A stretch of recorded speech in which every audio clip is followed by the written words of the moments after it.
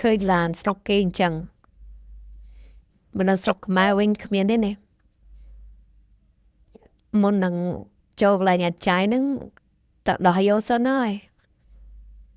អានេះមកទាំងអានេះបើថាឡានអាចចាយមែននៅស្រុកគេវាតែមានការបុកប៉ះពេលអីហ្នឹងគឺគេអត់ជួសជុលទេគឺគេយកចូលកន្លែងអាចចាយមើលឡានកូនកូឯង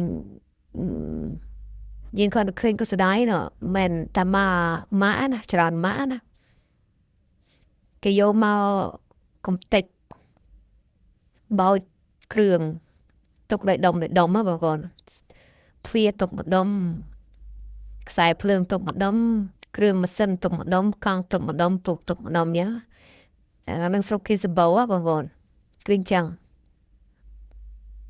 មើលជាក់ស្ដែងនេះឃើញទេនោះមើលឡានកោច្រើនមែនតើ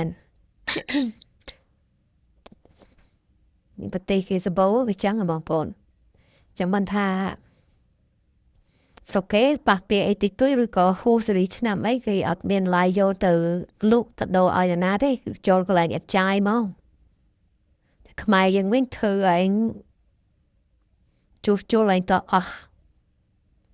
ស់ជំរឿអត់ជួសជុលឯងកើតបានយកទៅលក់តែមិនសូលយកទៅលក់តឲ្យអាគ្នាដែលជីបតហ្នឹងខូចវល់មកទៀតចាំមិនថាបងប្អូនធ្វើចង់ទិញឡានជីអីណានៅស្រុកខ្មែរណាឲ្យតែចូលទិញឲ្យល្អបន្តិចទៅកុំទិញឡានចាស់កុំចង់ជីជួយជាមួយឡានចាស់ខូចម្ដងមិន120,000រៀលណាសរុប$100អញ្ចឹងយើងកាត់បន្ថយការចំណាយយើងចង់ស្រួលក៏តែយើងនឹងមើលដែរតែអូទិញជីសិនណា4,000 5,000 8,000យ៉ាទិញជួកាទិញមកមិនទាន់បានមកទឹកហងជីមិនទាន់បានដី100គីឡូហងចូលការ៉ាស់ជួសជុលពីពីតងយ៉ាងណា